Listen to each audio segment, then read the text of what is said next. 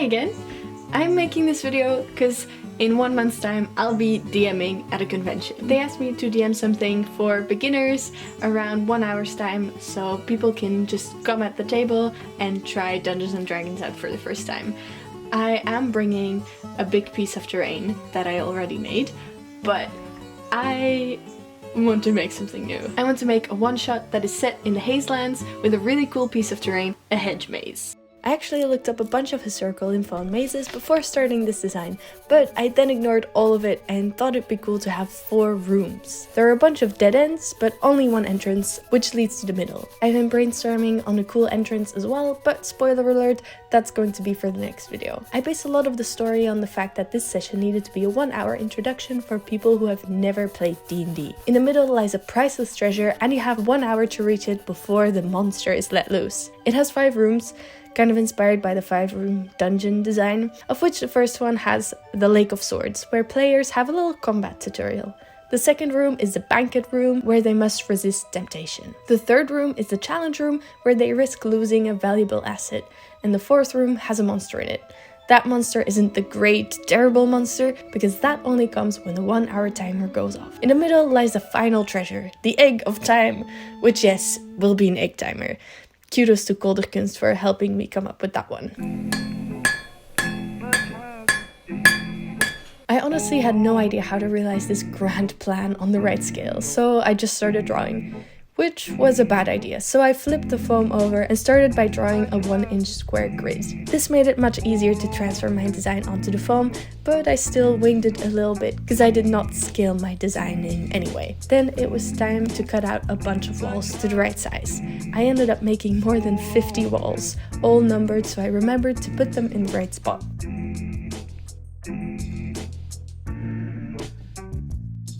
Alright, so I got the layout of our whole labyrinth. Now I've got all these straight walls that need to be turned into hedges. My idea is to have like pure hedges on the outside and then they turn less overgrown and more into walls on the inside. I've tried out a little bit with like a pencil, but it'll surely help to round out the corners a little bit so they look more organic. This will still be a lot of work, but then I'll make a mixture of glue and sand to cover the entire place and just stick them in there. Hopefully remember where I have to stick them, because now they're all numbered. And that won't be visible when I put a mixture of glue in there, but we'll make it work. We'll find a smart way to do it. I rounded out all of the corners with a hot wire cutter owned by my local makerspace. Honestly, shout out to Makerspaces. They also had a hot knife, which I then used to cut out a small pond and discovered that it worked great to draw in the stones on my stone walls. Much better than a pencil. This honestly took an eternity. I drew all of the stones individually, and yes, I realized I could have printed out a texture roller on one of the 3D printers chilling right behind me, but we're going for a handmade look, and it was therapeutic, I guess. These were a lot of walls, so I just decided to spray paint them. I've been told not to spray paint XPS foam without sealing it, but I took the risk because hand painting it would have taken ages. But I did not have any issues when I sprayed it from like a little distance. Now for the texture paste. A splurge of PVA glue, a bit of plaster mix, some sand and a plodge of water, and that did the trick. This is good goop texture. Then the process began of me covering up all of the number with the splodge and trying to figure out which walls went where. I used a brush to spread the paste and give it the texture that I wanted.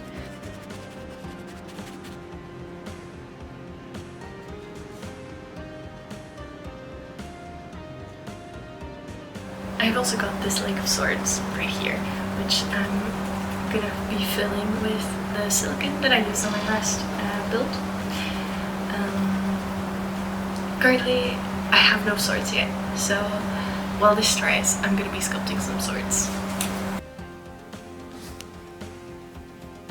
Everything's dry. It seems pretty stuck on there, which is great. So now I'm gonna do a little paint job Then it should be ready. I went over the whole thing with some extra spray paint to have a color scheme that was a bit more unified. And I was kind of missing the pink that the XPS foam had originally.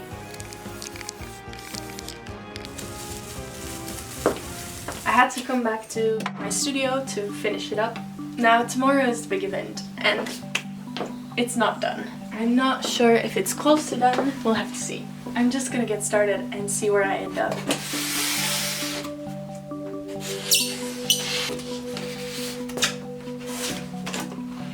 I think this is a 2-person assembly. So what this thing needs is flock. And lots of it. So I bought a coffee grinder. I've made some of my own flock previously and broke the blender.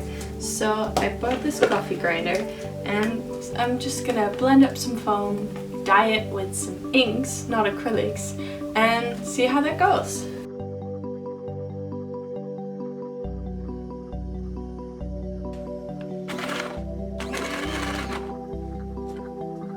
Perfect. Wow, look at this.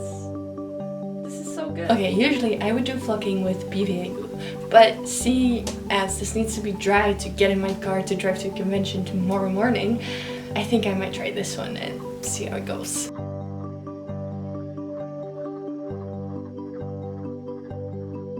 Okay, so apparently there is a reason why you buy foam glue and not use regular glue.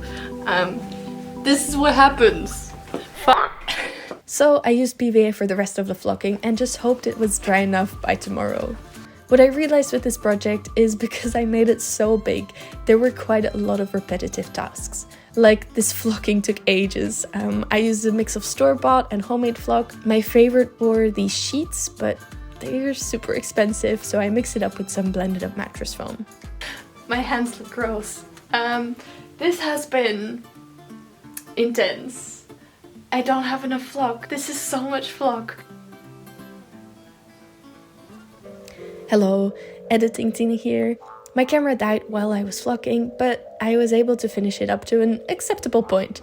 However, I will let past me explain what else went wrong. I started out this project about a month ago, and I knew it was going to be hard, but I was really excited to show it off at this convention, which was a good goal. But unfortunately, I got sick the day of, which meant that I wasn't able to show off the thing I had been working on for a month, which sucks, but it happens and you gotta take care of yourself and not push yourself too hard, which might have been why I got sick in the first place, but let's not get into that too deep. On the bright side, this gives me a little extra time to finish this project how I want it to be finished. It has been flocked, but I was able to buy some more flock so I can get it at the point where I like it. Yeah, I just want this to all look like hedges and then add some small extra things. So I wasn't gonna stop yet and painted some individual stones so they would pop more and added a wash to make everything look a bit more old and grimy. I almost forgot about my egg timer, but there it is. I added some dragon looking scales onto it with foam clay and I'm still planning to give it a lick of paint. The labyrinth was starting to look good, but I added a little more flock to make it extra lush.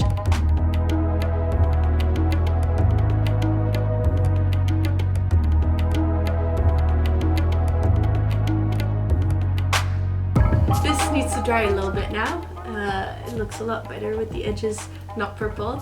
I also finished this little egg timer, which I will put in a nest and give it a nice piece of paint. Now, I'd like to add some swords to my lake of swords. I have sculpted those and now they're ready to be painted. I sculpted these 11 magical swords. I tried to give them all a unique look, but a similar color scheme. The idea was to use them for future kit bashing projects, like stick them into the hands of one of your minis and make them have an extra cool sword. And I found out that they also look great just jammed into a rock and put in the corner. It looks very mythical. Yes, I'm in shot. I'm gonna put these swords in the lake and then pour some silicone over it. Hopefully that goes well, and then I'm finished with the base and I'm gonna be showing you some beauty shots.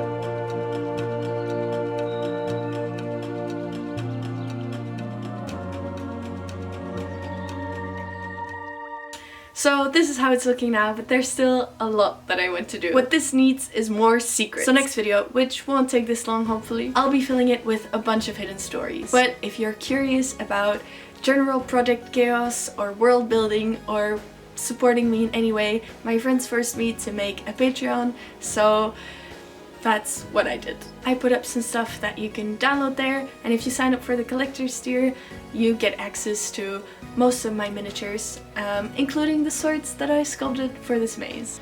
Making cool stuff and sharing it is all I want to do in life, and I hope you like whatever I'm doing.